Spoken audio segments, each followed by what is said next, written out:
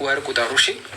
ስለዚህ ወደ ቅዱስ ያዕቆብ ወንድም ተብሎ ወደሚጠራው ወደ ቅዱስ ዮሐንስ ይሁዳ እንሄዳለን። እንግዲህ የያዕቆብ ወንድም የምንለው ያዕቆብ የምንለው የጌታ ወንድም ተብሎ የተነገረው አስቀድሞ በጌታችን የመድኃኒታችን ኢየሱስ ክርስቶስ ወንድም በማለት የተጠራው እንግዲህ አብሮ አደገ የነበረው ከጌታ ጋር አብሮ ያደገው 12 ሐዋርያት መካከል የሚመደበው የእሱ የያዕቆብ ወንድም በመባል ይታወቃል። ሐዋርያው ቅዱስ ይሁዳ ተብሎ ነው የሚታወቀው። አንድ ምዕራፍ ነው ቅዱስ ይሁዳ የጻፈው። እንግዲህ ይሁዳ መልእክት አንድ ምዕራፍ ነው ያለው። በደንብ እየያዛችሁ ቅዱስ የሆነው ከ12ቱ ሐዋርያት መካከል ይመደባል። እሺ፣ ከ12ቱ ሐዋርያት መካከል ይመደባል ሐዋርያው ቅዱስ ይሁዳ። ስለዚህ ሐዋርያው ቅዱስ ይሁዳ ይህንን መልእክት የጻፈበት ዓመተ ምሕረት በግምታዊ ከ60ዎቹ እስከ 80ዎቹ ባለ ውስጥ ተጽፏል ተብሎ ይገመታል ማለት ነው። ሊቃውንት እንግዲህ ይሄ ኤግዛክት የሆነውን ጊዜ እንትን አይሉም፣ ግን ከተለያዩ የጽሑፉ አነሳሶች አንጻር ከ60ዎቹ እስከ 80ዎቹ መካከል ጽፎታል ብለው ያስባሉ። ከሁለተኛው ቅዱስ ጴጥሮስ ሁለተኛ የቅዱስ ጴጥሮስ መልእክት ጋር ግንኙነት ያለው ያህል ነው የሚሰማው። የተገናኘ ወይም ግንኙነት አለው በመባል አስቀምጠውታል። ሁለተኛው ጴጥሮስ ደግሞ ከ64 እስከ 66 እንደተጻፈ እናስባለን፣ ተነግሮናል፣ ወይም ደግሞ ባለፈው ስንማር አይተናል ማለት ነው። በዋናነት የሚያተኩረው በሁለት ነገሮች ላይ ነው። በሁለት ነገሮች ላይ ያተኩራል። የመጀመሪያው ቅዱስ ይሁዳ ልክ እንደነ ቅዱስ ጴጥሮስ፣ ልክ እንደነ ቅዱስ ጳውሎስ፣ ልክ እንደነ ዮሐንስ እንዲሁም ልክ እንደ ወንድሙ ልክ እንደ ቅዱስ ያዕቆብ በወቅቱ የነበረው እንግዲህ ፋሽን ሆኖ የነበረው ማለት እንችላለን። በጣም አደገኛ ፋሽን ሆኖ የነበረው አብያተ ክርስቲያናትን ምን ማለት ነው ማወክ ነበረ። በሐሰተኛ መምህራን መሙላት። አሁን የኢትዮጵያ ኦርቶዶክስ ቤተክርስቲያን እንደምትፈተኑ አይነት ፈተና በወቅቱ ሐዋርያትን ገጥሟቸው ነበረ። እነሱ አስተምረው ሲሄዱ መሀላቸው ይገባሉ፣ እነርሱን ይመስላሉ፣ ግን የሐሰት ትምህርት ያስተምሩ ነበረ። የሐሰት ትምህርት ይሰጡ፣ የሐሰት ትምህርት ያስተምሩ ስለነበረ እንደዚህ አይነት ችግር በጣም በከፍተኛ ደረጃ ቤተክርስቲያኒቷን ይፈትናት ነበረ። ቤተክርስቲያኒቷን በጣም ከአቅም በላይ ያስቸግራት ነበረ። ስለዚህ ተመሳሳይነት ያለው ሂደት እንግዲህ ቅዱስ ይሁዳ ይህን መልእክት ጽፏል። ስለዚህ የመጀመሪያው ከሐሰተኛ መምህራኖች ተጠበቁ፣ ከሐሰተኛ አስተማሪዎች ተጠበቁ የሚል መልእክት ጽፏል። ድል በድል መምህር ካሉ ይግቡ። ወንድሜ ስምዖንም አንተም እንኳን ደህና መጣህልን። ስለዚህ ትምህርቱ ላይ በደንብ አድርገን ሀሳብ እንሰጥበታለን። መግቢያውን ልበልላችሁና ከዛ ወዲያ አብረን እንተጋገዛለን ማለት ነው። ወንድሞቻችን እየገቡ ነው። ሳይመንዬ እንኳን ደህና መጣህልን። ጠብቃችሁ እንዴት ናችሁ? ምን አልከኝ ሳይመኔ? እንዴ ቀላል በጣም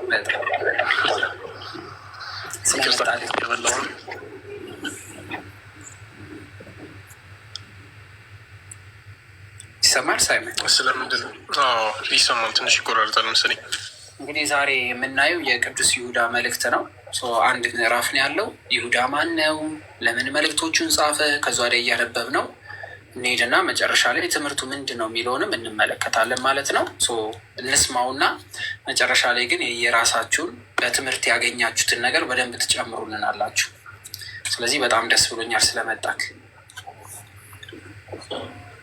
እሺ እኔም ደስ ብሎኛል፣ አመሰግናለሁ። እሺ እንቀጥልና እንወስድ። መልካም መምህር ድል በድል እርስዎ የሚቀላቀሉን ከስር እያየሁት ነው። ጆይን ይበሉ። ትምህርት ሰዓቱ አሁን ነው እንግዲህ 2 ሰዓት ነው መጽሐፍ ቅዱስ ጥናት ከዚህ በኋላ ለ1 ሰዓት ያህል። እሺ ስለዚህ ይሁዳ ሁለተኛ ሊጽፍበት የፈለገው ምክንያት የቤተ ክርስቲያን እድገት ላይ ያተኮረ መልእክት ጽፏል ማለት ነው። እንግዲህ በዚህ በአንድ መልእክት ውስጥ 2 ነገሮችን አስተላልፏል። የመጀመሪያው ከሐሰተኛ መምህራን ቤተክርስቲያንን ከሚፈትኗት ፈተናዎች እንዲቆጠቡ ወይም ደግሞ እንዲነቁ የተላከበት ነው። የቀደመውን የእግዚአብሔርን ትምህርት የቀደመውን ክርስቶስ ያስተማረውን ትምህርት እያስታወሰ ይጽፍላቸዋል። ሌላው ቤተክርስቲያን እድገቷን ማለት ነው። የቤተክርስቲያን እድገቷን በሱ ላይ ያለው ማደግ እንዴት እንደሚገባት ያለውን ነገር ይጽፋል ማለት ነው። ስለዚህ የተደራጁ ኑፋቄ እንቅስቃሴ ሲታዩ የተጻፈ ነው በማለት ይናገራሉ። ቤተክርስቲያን ከዛ የበለጠ በጣም በንቃት ያሉትን ነገሮች እንድትከታተል ያስቀምጣል። ይሁዳ አንድ መልእክት ነው ያለው። ይሁዳ የቅዱስ ያዕቆብ ወንድም ነው። ከ12 ሐዋርያት መካከል ይመደባል። ስለዚህ እነዚህ ነገሮች በደንብ አድርገን እንያዝ ነው። ዝግጁ ነን መሰለኝ። እሺ ዝግጁ ከሆናችሁ ምዕራፍ 1 ቁጥር 1 ከስር ሜንሽን ታደርጋላችሁ። ከቁጥር አንድ ጀምሮ እስከ 4 ድረስ የተጻፈ ነው። ከቁጥር 1 ጀምሮ እስከ 4 ያለው ለቅዱሳን ስለተሰጣቸው ሃይማኖት ይናገራል። ቅዱሳን የሚላቸው ምንድን ነው ብለናል? በጌታ በኢየሱስ ክርስቶስ ያመኑትን ሁሉ ምን ብሎ ይጠራቸዋል? አምነው የተጠመቁትን ሁሉ ምን ይላል? ቅዱሳን ብሎ ይጠራቸዋል። ለምን ስንል በስሙ የተቀደሱ ከነበሩበት ኃጢአት፣ በደል ከዛ ሁሉ የወጡ በክርስቶስ ስጋና ደም የከበሩ የተቀደሱ ያመኑ የተጠመቁ ከትንሣኤው ጋር ለመተባበር የክርስቶስ አካል ተብሎ ስለሚጠሩ ቅዱሳን በማለት ይጠራል። ስለዚህ ለቅዱሳን ስለተሰጣቸው ሃይማኖት ነው የሚናገረው። የኢየሱስ ክርስቶስ ባሪያ ከሚሆን ከያዕቆብ ወንድም ከይሁዳ እግዚአብሔር አብ ለሚወዳቸው በኢየሱስ ክርስቶስ ስም ተጠምቀው ለተጠሩ በማለት ይናገራል። የኢየሱስ ክርስቶስ ባሪያ ከሚሆን ከያዕቆብ ወንድም ከይሁዳ እግዚአብሔር አብ ለሚወዳቸው በኢየሱስ ክርስቶስ ስም ተጠብቀው ለተጠሩ ምሕረትና ሰላም ፍቅር ይብዛላቸው። ወንድሞቻችን ሆይ ስለ ሁላችን መዳን እጽፍላችሁ ዘንድ በሁሉ ተፋጠንኩ፣ እጅግ ተግቼ እጽፍላችኋለሁ አለ። ስለ ሁላችን ምንድን ያለው? መዳን። ስለ ሁላችን መዳን ተግቼ ምንላችኋለሁ እጽፍላችኋለሁ አለ። ለቅዱሳን የተሰጠችው ሃይማኖት ትጋደሉላት ዘንድ እማልዳችኋለሁ። ወይም ደግሞ ለዚህ ለቅዱሳን ለተሰጠችው ሃይማኖት እንድንተጋ የአቅማችንን ሳይሆን ከአቅማችን በላይ ሁሉ ማድረግ እንደሚገባን ይናገራል። እለምናችኋለሁ ነው የሚለው። አስቀድሞ ለዚህ ፍርድ የተጻፉ በደለኞች ሰዎች ተቀላቅለውባችኋልና፣ ለዚህ ፍርድ የተጻፉ ሰዎች መሀላቸው ምን ብለዋልና? እውነተኛ የሆነችዋን ቤተክርስቲያን ላይ ያሉትን እውነተኛ የሆነችዋን ሃይማኖት ከክርስቶስ የተሰጠችን ሃይማኖት ምን ሊያደርጉ ሊያበላሹ ተቀላቅሏችኋልና፣ እነርሱም እግዚአብሔርን የማይፈሩና የእግዚአብሔርን ጸጋ ወደ ዝሙታቸው የሚለውጡ ብቻውን ንጉሥ የሆነ ጌታችን ኢየሱስ ክርስቶስን የሚክዱ ናቸው በማለት ይገልጻቸዋል ማለት ነው። ስለዚህ ቅዱስ ይሁዳ ይሄ መልእክት ለደረሰው በመላው ዓለም ላይ ለተበተኑ ክርስቲያኖች የጻፈው መልእክት ነው። ይሄ መልእክት ላይ በሃይማኖት ለሚጸኑ ቅዱሳን ሁሉ እንዲደርስ የተላከ መልእክት ነው። ስለዚህ መሀላችሁ ምን ብሏል? ጌታችን ኢየሱስ ክርስቶስ የሰጣችሁን ይህንን ታላቅ ሃይማኖት የሚረብሸው መሀላችሁ ገብቷል በማለት ይጽፋል ማለት ነው። እንግዲህ ሳይመን እስከዚህ ድረስ ያለውን የተወሰነ ነገር አብራራውና የሚቀጥለውን ክፍል እንዲህ ኦኬ።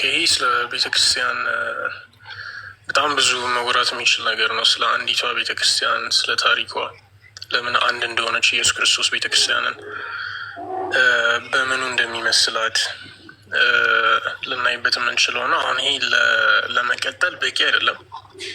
ትንሽ ገፋ አድርገን ደግሞ ብናየው ለምን አንድ እንደሆነች ቤተክርስቲያናችን በምን እንደምትመስል ቀጥል። እያነበብኩ ሳይመን እያነበብክ ቀጥል። ኦኬ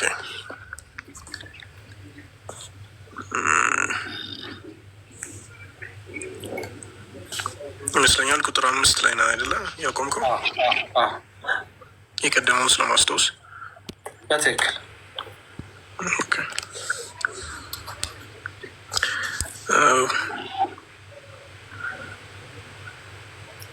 ሁሉንም አሳስባችሁ ዘንድ ወደድኩ፣ ጌታ አንድ ጊዜ ሕዝቡን ከምድረ ግብፅ እንዳዳነ በሁለተኛውም ጊዜ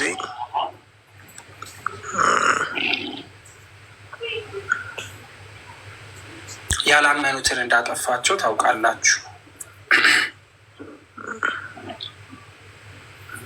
አይ ጠቅለል ያለ እንትን ለመስጠት ነው። አንዴ ላንብባና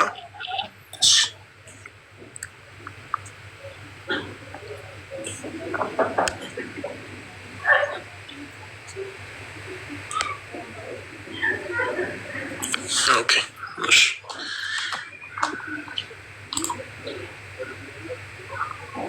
ሼርና ታቡ በደንብ ከፍ አድርጉት። እሺ እየከፈተ ስለሆነ ነው።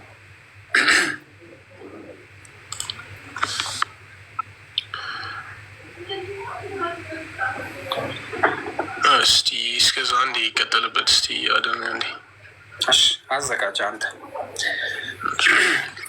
ስለዚህ ከዚህ ከቁጥር አንድ ጀምሮ እስከ 4 ባለው ላይ ስለ ቅዱሳን ስለተሰጣቸው ሃይማኖትን እንዲጠብቁ ያስጠነቅቃቸዋል ማለት ነው። ምክንያቱም ተመሳስለው የገቡ ቤተክርስቲያንን ሊከፍሏት ቤተክርስቲያንን ሊበቱን የገቡ እንዳሉ ያስቀምጣል። እንግዲህ ሐዋርያው ቅዱስ ይሁዳ ማለት ነው። ከቁጥር አምስት ጀምሮ ያለው እስከ መጨረሻው ክፍል፣ ይሄ የመጨረሻው ክፍል የምንለው እንግዲህ የምዕራፍ ከቁጥር 25 ድረስ ያለው ላይ ሲያስቀምጥ የቀደመውን ነገር አስታውሱ ይላቸዋል። ቤተክርስቲያን እንዴት ነው የምትጠብቋት የሚለውን የቀደመ ነገር ሰጥቷቸው የቀደመውን ነገር እያሰቡ የቀደመውን ነገር እያስተዋሉ በቀደመው አካሄድ እንዲሄዱ ይናገራል። እንደዚህ ይላል ቁጥር 5 ላይ ሁሉንም አሳስባችሁ ዘንድ ወደድኩ አለ። ጌታ አንድ ጊዜ ሕዝቡን ከምድረ ግብፅ እንዳዳነ በሁለተኛ ጊዜ ያላመኑትን እንዳጠፋቸው ታውቃላችሁ አለ። ዘጸአት ላይ የተፈጠረው ማለት ነው። አንዴ ጌታ የሚለው እንግዲህ ይህ ጌታ ተብሎ የሚጠራው ጌታችን ኢየሱስ ክርስቶስን ነው። ሰው ቀድሞ እስራኤላኖችን እንዴት እንዳወጣቸው ራሳቸውን እስራኤላኖችን ምን ያህል እንደቀጣቸው ይነግራቸዋል ማለት ነው። ስለዚህ ሁሉንም አሳስባችሁ ዘንድ ወደድኩ አለ። ወደኋላ ተመልሶ ጌታ አንድ ጊዜ ሕዝቡን ከምድረ ግብፅ እንዳዳነ በሁለተኛም ጊዜ ያላመኑትን እንዳጠፋቸው ታውቃላችሁ። መኖሪያቸውን የተዉትን የራሳቸውን አለቅነት ያልጠበቁትን መላእክት በዘላለም እስራት ከጨለማ በታች እስከ ታላቁ የፍርድ ቀን ድረስ ጠብቋቸዋል አለ። የእስራኤልን ከግብፅ ባርነት ወጥተው እግዚአብሔር አምላክን በካዱ ሰዓት ላይ ጣዖት ባመለኩ ሰዓት ብዙ ነገር ካደረጉ በኋላ እንዴት እንደፈረደባቸው እንዴት ቁጣ እንዳመጣባቸው ይናገርና ቀጠልና ደግሞ የመጀመሪያው ይሄ በመጽሐፍ አክሲማሮስ የመጀመሪያው ቀን ፍጥረት ላይ በመላእክት ዓለም ስለተፈጠረው በራሳቸው አለቅነት ላይ በማለት ይናገር። መኖሪያቸውን የተዉትን የራሳቸውን አለቅነት ያልጠበቁትን መላእክት በዘላለም እስራት ከጨለማ በታች እስከ ታላቁ ፍርድ ቀን ጠብቋቸዋል። አንደኛ እነዚህ አኗኗራቸው እንደ መላእክት የነበሩ የቃየልን ልጆች የተመኙት ከነበሩበት ስፍራ እንደወረዱ እግዚአብሔር አምላክ እንዴት እንደቀጣቸው ባለፈው እሑድ ለመመልከት እንደሞከረ። ስለዚህ እንደዚሁ ሰዶምና ገሞራ በዙሪያቸው የነበሩ ከተሞች ለዝሙት ከተፈጥሮ ስርዓት ውጭ ለሆነ ሩካቤ ስጋ ራሳቸውን አሳልፈው ስለሰጡ በዘላለም ሰዓት እንደተቀጡ ምሳሌ ሆነዋል እያለ ወደኋላ እየተመለሰ ሁሉንም ያነሳላቸዋል ማለት ነው። እነዚህ ሁሉ ባለፈው የተቀጡት እነዚህን ስላደረጉ ነው፣ ይህን የተሰጣቸውን ስለናቁ ነው፣ በመሀላቸው እንደዚህ አይነት ነገር ስለነበረ ነው እያለ ከቁጥር 5 ጀምሮ ይናገራል ማለት ነው። ሳይመን ስትጨርስ አንሳ ማይክ ስትዘጋጅ። ስለዚህ ቁጥር 8 ላይ እንዲሁ እነዚህ ሰዎች ደግሞ በሕልማቸው ስጋቸውን ያረክሳሉ፣ ጌታቸውንም ይክዳሉ፣ ክብሩንም ይሰድባሉ። ስለዚህ እነዚህ የሚባሉት እነማን ናቸው? አሁን በዚች በአዲስ ኪዳን ባለችው ቤተ ክርስቲያን ውስጥ ኃጢአትን የሚሰሩት እነርሱ እግዚአብሔር የማይፈሩ እግዚአብሔር ጸጋ ወደ ዝሙት የሚለውጡ ብቻውን ንጉሥ የሆነ ጌታ ኢየሱስ ክርስቶስን የሚክዱ ናቸው ብሎ የገለጣቸውም ማለት ነው ከቁጥር 8 ጀምሮ። ስለዚህ እንዲሁ እነዚህ ሰዎች ደግሞ በሕልማቸው ስጋቸውን ያረክሳሉ፣ ጌታቸውን ይክዳሉ፣ ክብሩን ይሳደባሉ። የመላእክት አለቃ ሚካኤል እንኳን ስለ ሙሴ ስጋ ከሰይጣን ጋር በተከራከረ ጊዜ የስድብ ቃልን ሊናገር እኮ አልደፈረም ማለት።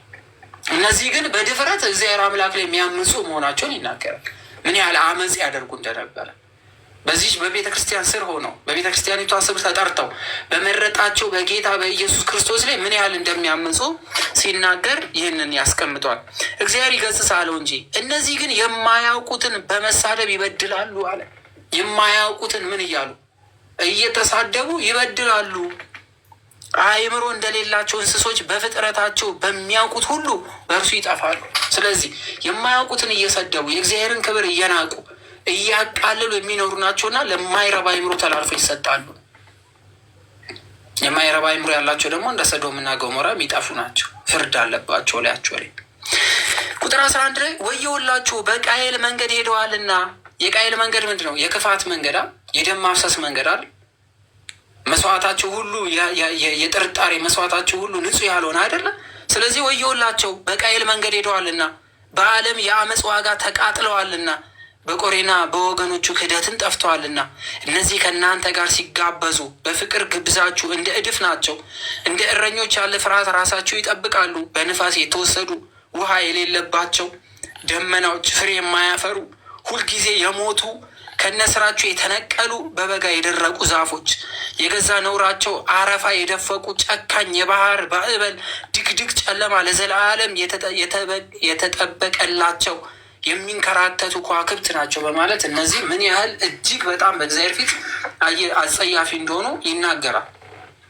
በክረምት ውሃ የሌለው ደመና ባዶ አይደለም። በክረምት ወይም ደግሞ መልካም በሆነበት ሳሌ ዛፍ ሲደርቅ፣ ስለዚህ እንደዚህ በቃ ተቃራኒ የሆኑ ከእግዚአብሔር መንግስት ፍጹም የራቁ መሆናቸውን ይናገራል። ምን ያህል ነውር እንዳለባቸው፣ ምን ያህል በደል እንዳለባቸው ያስቀምጣል ማለት ነው።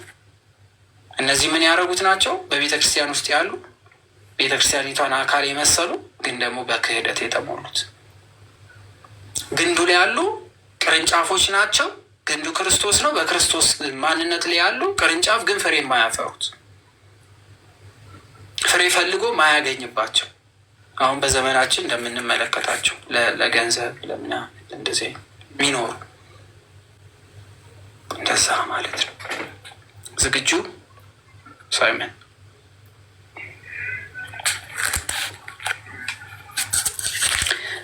ቁጥር 14 ላይ ከአዳም ሰባተኛ የሆነ ሄኖክ ሲል ከአዳም ጀምሮ ሲቆጠር በትውልድ ሰባተኛ የሆነው ቅዱስ ሄኖክ አባታችን ስለ እነርሱ እንዲህ ሲል ትንቢት ተናገረ አለ። ስለ እነዚህ አስቀድሞ በመጀመሪያው ዘፍጥረት ከመጻፉ በፊት አባታችን ሄኖክ፣ በባለፈው እሑድ የነበራችሁ ማን ነው ሄኖክ ና የሚለውን የተወሰነ ያህል ሰምተናል።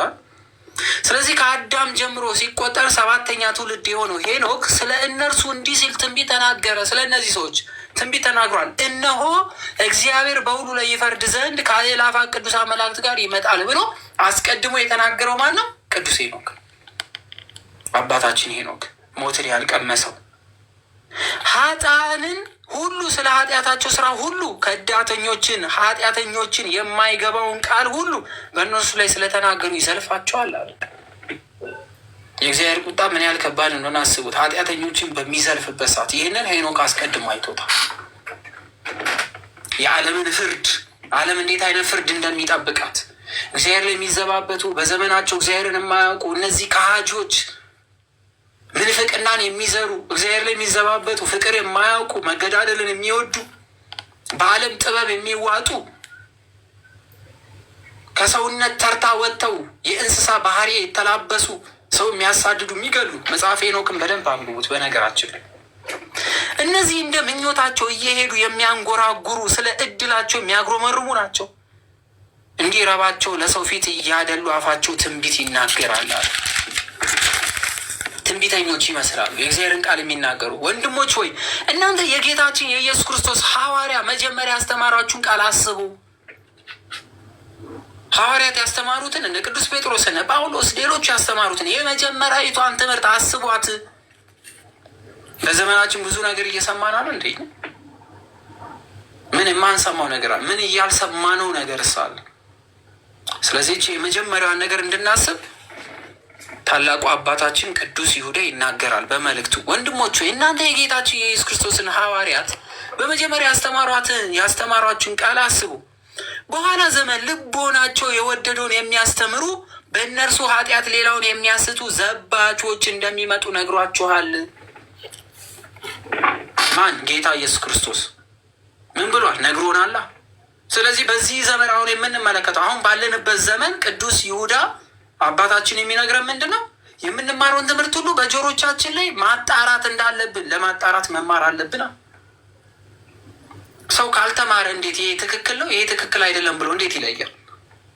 ሰው ካላወቀ፣ ሰው መጽሐፍ ቅዱስን ካላነበበ፣ ሰው የሐዋርያትን ትምህርት ካላነበበ፣ ሰው የሐዋርያትን ትምህርት ጠንቅቆ ካላወቀ ዛሬ የሐዋርያትን አለባበስ፣ የሐዋርያትን ምግብ፣ የሐዋርያትን ቤተክርስቲያን ተጠቅሞ አንድ ሰው ቢያስተምረው አሜን ከማለት ወደኋላ አይልም። በዘመናችን እያየን አይደለም? እንትን እንደዚህ በአሜን። ሌላ ቤት እንዳትሄዱ፣ የኦርቶዶክስ ቤት ውስጥ አሁን እኮ ማርያም አምላካችን ናት ሲባል ለለለለ የሚል ትውልድ አንድ ያለ። ኧረ በሕግ አምላክ ማርያም እናታችን አምላካችን አይደለም ብሎ መናገር የሚችል ትውልድ ያስፈልጋል። ለምንጠየቀው ጥያቄ የተዘጋጀ ትውልድ ያስፈልጋል። እሺ ሳይመን መጥቷል። እንቀጥል ከሳይመን ጋር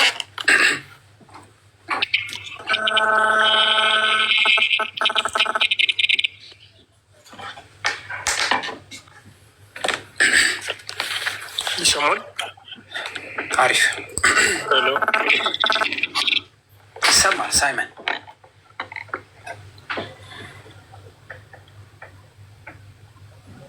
እስቲ ሼሩን በደንብ ከፍ እናድርግ። እሺ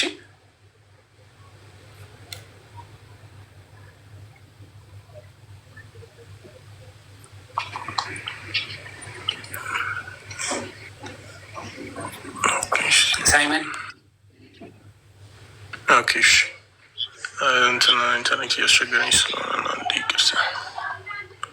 እሺ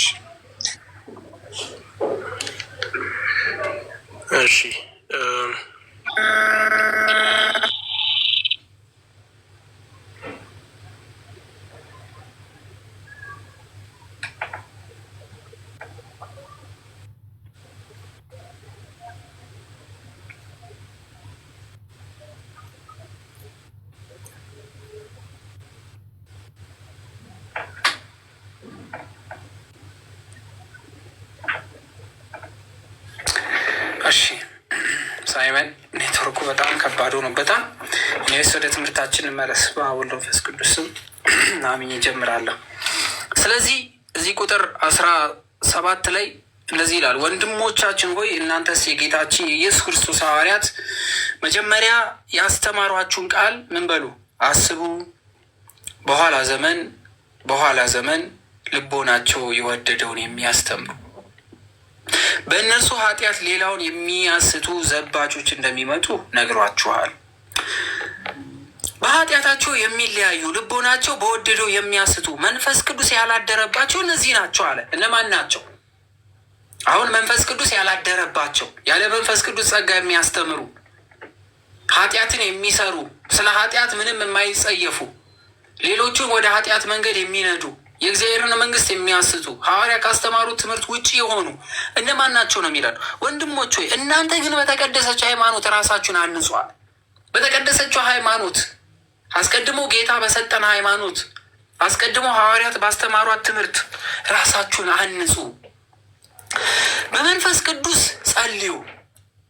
በመንፈስ ቅዱስ ምን በሉ ጸልዩ። ሰው ያለ ጸሎት የእግዚአብሔር ትምህርት አይገባው። እውነቱ የቱ ይሁን ሐሰቱ ማን ይሁን፣ እውነት ተናጋሪው ማን ይሁን ሐሰተኛው ማን ይሁን መለየት አይቻልም። ያለ መንፈስ ቅዱስ ስጦታ ማንም ሰው ሊለይ አይችልም። ስለዚህ አባታችን ቅዱስ ይሁዳ ምንድን ነው የሚለን? ወንድሞች ሆይ እናንተ ግን የተቀደሰች ሃይማኖታችሁን ራሳችሁን አንጹ። ሰው እንዴት ነው የሚታነጸው? እስኪ ጻፉልኝ። እንዴት ነው የምንታነጸው? በሃይማኖት እንዴት ነው የምንታነጸው? ሰው በሃይማኖት ራሱ እንዴት ነው እስኪ የሚያንጸው? ንገሩ። እንዴት ነው የምንታነጸው? መታነጽ ማለት ምን ማለት ነው? እስኪ በመማር በማወቅ በመጠየቅ በመመላለስ ትርጓሜውን በመረዳት አይደለ? ሰው ራሱን በሃይማኖት የሚያንጸው የሚያጎለብተው ነው። አንድ ስፖርተኛ ሰው ክብደት በመስራት ሩጫ በመሮጥ ምናምን ራሱን ያንጻላ። ስለዚህ ቅዱስ ይሁዳ ምንድን ነው የሚለው? ይህ የኋለኛው ዘመን አባታችን ቅዱስ ሄኖክ እንደነገረን እጅግ ከባዱና አደገኛው ዘመን የሚጀምርበት ሰዓት ይህ ወቅት ነው እና በወቅቱ ለነበሩትም ለእኛም ጭምር በመንፈስ ቅዱስ ጸሎት ማድረግ እንደሚገባን ራሳችንን ማነጽ እንደሚገባን ይነግረናል። በእግዚአብሔር ፍቅር ራሳችሁን ጠብቁ። በማን ፍቅር? በማን ፍቅር? በእግዚአብሔር ፍቅር ምን በሉ ራሳችሁን ምን በሉ ጠብቁ። በማን ፍቅር? በእግዚአብሔር ፍቅር ራሳችሁን ጠብቁ። እግዚአብሔር አምላክ እንዴት ነው የፈቀረን? እስኪ እግዚአብሔር አምላክ እንዴት ነው ያፈቀረን? እስከ ምንድን ነው ያፈቀረን? በእግዚአብሔር ፍቅር ማለት ምን ማለት ነው? እኔ አሁን አንድ ሰው መጥተው በጌታ በኢየሱስ ክርስቶስ ፍቅር እወድሃለሁ ቢለኝ ምን ማለት ነው? ትሞትልኛለህ ማለት ነው እኮ። ከኔ ሞት በፊት እኔ ከመሞቴ በፊት ለአንተ እሞትልሃለሁ እንደማለት ነው። ስለዚህ ብዙዎች በክርስቶስ ፍቅር እወድሃለሁ፣ በክርስቶስ ፍቅር አፈቅርሃለሁ ይሉና ሳምንት ሳይሞላ ይሄ ደደብ በሉት፣ እርገጡት፣ ቁረጡት ሲባል እንሰማለን ነው። ብትበድልም ባትበድልም ቢኖርህም ባይኖርህም ቢሞላም ባይሞላም በክርስቶስ ፍቅር እወድሃለሁ ማለት አንድ ሰው ኃጢአተኛም ተባል ሰዎች በሌሉም ሰዓት ይሆን በምን ውስጥም ከፍም በል ዝቅም በል አብሬ ካለው ማለት ነው። ሰው በክርስቶስ ፍቅር እወድሃለሁ የምትሉ ሰዎች መጀመሪያ ራሳችሁን ገምግሙ፣ አለበለዚያ ከክርስቶስ ጋር እንዳትጣሉ። እግዚአብሔር አምላክ በሚወደው ፍቅር እወድሃለሁ የሚል ሰው በደልንም ኃጢአትንም ፍቅርንም ሙላትንም ጉድለትንም ሊታገስ ይገባዋል። በክርስቶስ ፍቅር እወድሃለሁ ያለኝ ሰው መጥቶ የኔን ወንጀልና በደል እየዘረዘረ የሚያወራኝ ከሆነ እንዴት አድርጎ በክርስቶስ ፍቅር? ክርስቶስ እኮ የወደዱትን አይደለም እኮ። ክርስቶስ እኮ ለዓለም ሁሉ ለጠሉት ሁሉ እኮ ነው የሞተው። ሰው አንተ እየጠላኝ ትሞትልኛለህ፣ ትሞችልኛለሽ። እዚህ ውስጥ በክርስቶስ ፍቅር እንዋደዳለን የምንባባል ሰዎች እንማማታለን። ስለዚህ አባታችን ቅዱስ ይሁዳ በእግዚአብሔር ፍቅር ራሳችሁን ጠብቁ፣ ወደ ዘላለም ሕይወት የሚወስደው የጌታችን የኢየሱስ ክርስቶስ ምሕረት ተስፋ አድርጉ። ወደ ዘላለም ሕይወት የሚወስደን መንገድ የክርስቶስ ምኑ ነው? ምሕረቱ ነው፣ ብቃታችን አይደለም። በራሳችን እንዴት እንሆናለን? ስለዚህ ወደ እግዚአብሔር መንግስት የምትወስዷን ያቺን የምህረት መንገድ የምናስበው ክርስቶስን ስናስብ ነው። ክርስቶስን ስንወድ ነው። ጌታችን መድኃኒታችን ኢየሱስ ክርስቶስ ከሞት በኋላ የሰጠንን ያቺ ዛሬ ለእግዚአብሔር ሕግ ተገዝተን የምንኖረው። በኃጢአቱ ምክንያት የምትሰልፉት አለ፣ የምትምሩትም አለ። በኃጢአቱ ምክንያት ምን የምንለው የምንዘልፈው የለም። አንተ ኃጢአተኛ፣ ይሄ እንትና እንደዚህ ምናምን አንልም። ደግሞ የምትምሩትም አለ፣ ከእሳት የምታድኑትም የምትታደጉትም አለ። ፈርቶና ተጸጽቶ የሚድን አለ። የቀደመ በደላቸውንም ጠልተው የዝሙት ርኩሰት ልብሳቸውን የጣሉም አሉ። ሳትሰናከሉ እንዲጠብቃችሁ በክብሩ ፊት በደስታ ነውር የሌለባችሁ አድርጎ እንዲያቆማችሁ ለሚችለው ብቻውን ለሆነ መድኃኒታችን እግዚአብሔር ከዘመን ሁሉ በፊት ሁሉን እስከ ዘላለም ድረስ በጌታ በመድኃኒታችን በኢየሱስ ክርስቶስ ክብርና ግርማ ኃይልም ስልጣንም ይሁን፣ አሜን። ስለዚህ ከኃጢአት የተመለሱትን እንድንቀበል፣ ከበደል የተመለሱትን እንድንቀበል፣ ከእሳት የምታድኑትም የምትታደጉትም አለ። ፈርቶና ተጸጽቶ የሚድን አለ። የቀደመ በደላቸውን ጥለው የዝሙት ርኩሰት ልብሳቸውን የጣሉ አሉ። ግን እኛ ጋር ግን ምን አለ? ይህንን ጥለው የመጡትን የኋላ ታሪካቸውን እናመጣና ለጥፈን እንትናን ይዩት፣ አባቱን ይዩት፣ እናቱን ይዩት፣ ወንድሙን ይዩት፣ ሚስቱን ያት፣ እሱን ይዩት፣ እንዲህ ነበረ፣ ይሄ አስመሳይ ምናምን ጥሎታል እኮ።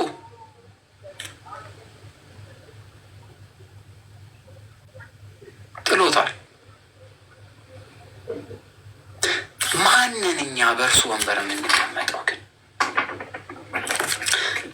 ኮናኝ፣ ፈራጅ፣ ዳኛ እግዚአብሔር ነው።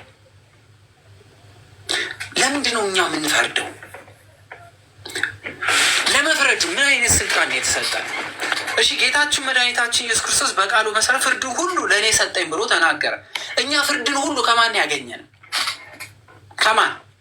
ማን ነው እኛን ፈራጅ? ማን ነው እኛን ኮናኝ? ማን ነው እኛን ፈቃጅ? ማን ነው እኛን አሳዳጅ? ማን ነው እኛን ጠያቂ? ማን ነው እኛን ለቤቱ ቋሚ? ማን ነው እኛን የሰዎችን ኃጢአት ገበና ከፋች ምናምን ያደረገ ማን ነው? ማን ነው? በየትኛው ስልጣናችን ነው አንድ ሰው ላይ ኃጢአተኛ ብለን የምንፈርደው? ማንን እኛ?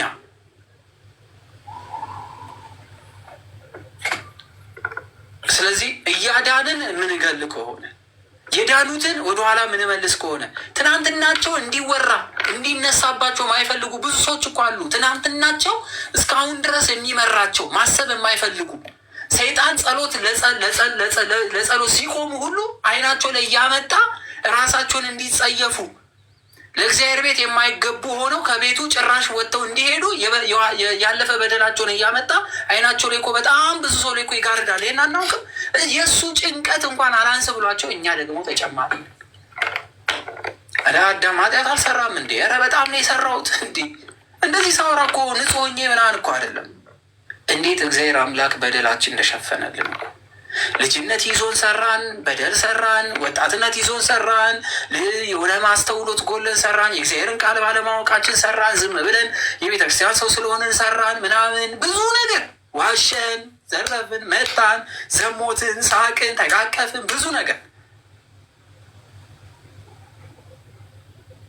እሺ አሁን ገባንና መጣን። ጌታ ሆይ ይቅር በለኝ አለቀስን በንስሐ አባት ፊት ማረን። በቃ የትናንት ነው እስካሁን ያለቀቀን ህመም የለም። ንስሐ ገብተንበት ኃጢአት ተሽሮልሃል ብሎን አባቶቻችን ወደ ቅዱስ ቁርባን ከሄድን በኋላ አሁን ድረስ በጭንቅላታችን እንዲመጣ የማንፈልጋቸው ኃጢአቶች የሉም የሰራ ናቸው። ግን ሁሌ እየደጋገመ ግን ያ ነገር የሚወቅሰን ኃጢአት የለም። ጎበዝ ማንን እኛ የምንፈርደው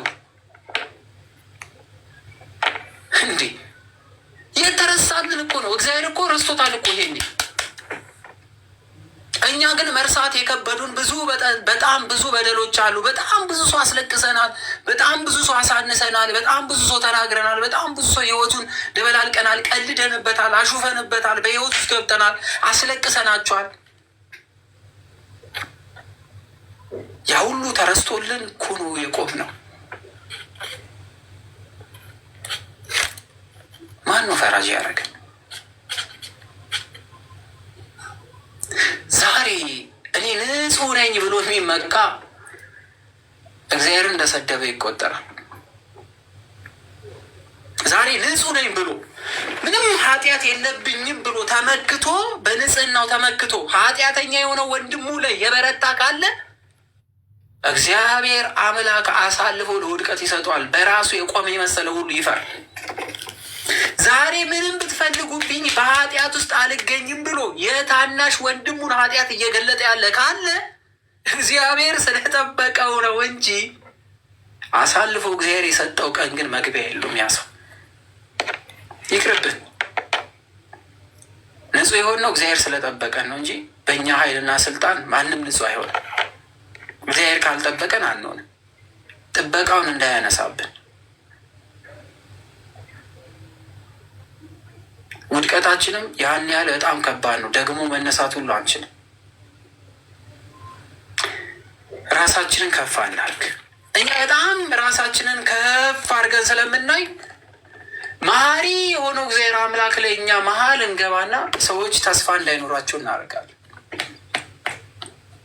እንዴት ያልቅሱበት? እንዴት ይመለሱ? ሰው በትናንት ሚዛን አይመዘንም በዛሬ እንጂ። ለዛም ዛሬም ለዛሬ ብቻ ናት የምታገለግለው።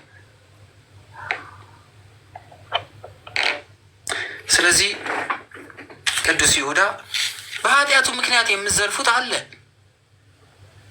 የምትምሩትም አለ፣ ከእሳት የምታድኑት የምትታደጉት አለ፣ ፈርቶና ተጸጽቶ የሚድን አለ። ስለዚህ ተጸጽተው የሚድኑ ሰዎችን መንገድ አንዝጋባቸው።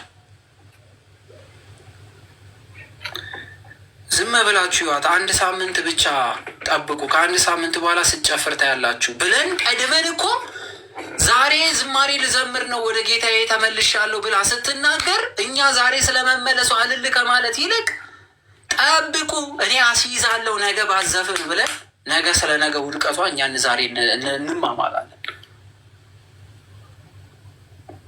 ማንን እኛ ስለ ነገ ልናወራ? ማን ነው እድል የሰጠን? ማን ነው ነገን የሚገምተው? ነገን ማን ነው ማወቅ የሚችለው? ስለ ነገ ማን ነው የሚፈርደው? ነገ የሚባል ቀን እንደሚቀጥል ማን ነው እርግጠኛ የሆነው? ነገን ማን ነው የሰራት? እንዴት ዛሬ ላይ ቆመን ስለ ነገ እርግጠኛ ሆነን እኛ ልናወራ ቻለን? የነገ ባለቤት እግዚአብሔር አይደል እንዴ?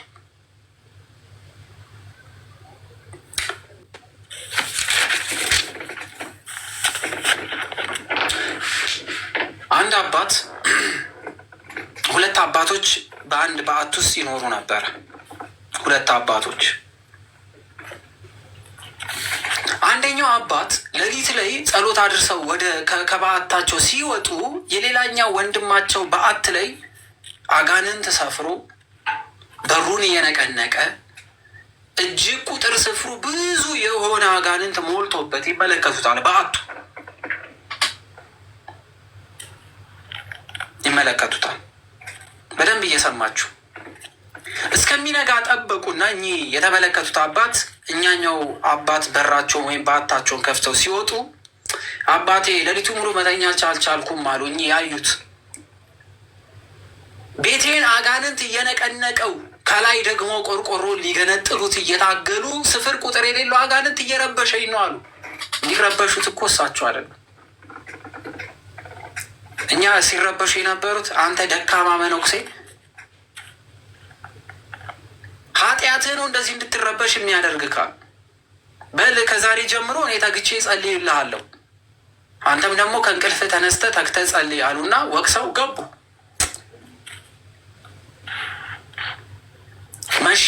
አሁንም ልክ እንደዛው የተመለከቱት አባት ሲወጡ ከጣራው ላይ ሁሉም ረግፈዋል፣ ግን መሬት ላይ ሆነው ግን በሩን ይነቀንቁታል። ዛሬ ነጋ። ትዕቢት የነበረባቸው አባት ወጡ። ዛሬ እንዴት ነው? እግዚአብሔር የተመሰገነ ይሁን። እግዚአብሔር የተመሰገነ ይሁን። ቢያንስ ጣራይ ላይ የሚረብሸው ረብሳ ቀንሷል። ግን የመሬቱን አልቻልኩትም።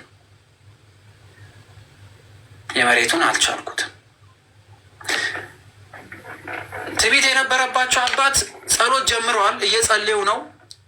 እኚህ የሚታያቸው በተቃራኒ የእሳቸውን ቤት እያዩ ነው የሚነግሯቸው።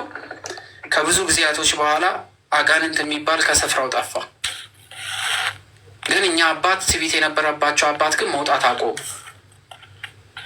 ቢጠብቋቸው እኛ አባት አይወጡም፣ ቢጠብቋቸው አይወጡም። 1፣ 2 ዓመት፣ 3 ዓመት። ከ4ኛው ዓመት በኋላ በአታቸውን ከፍተው ወጡ። እኛ አባት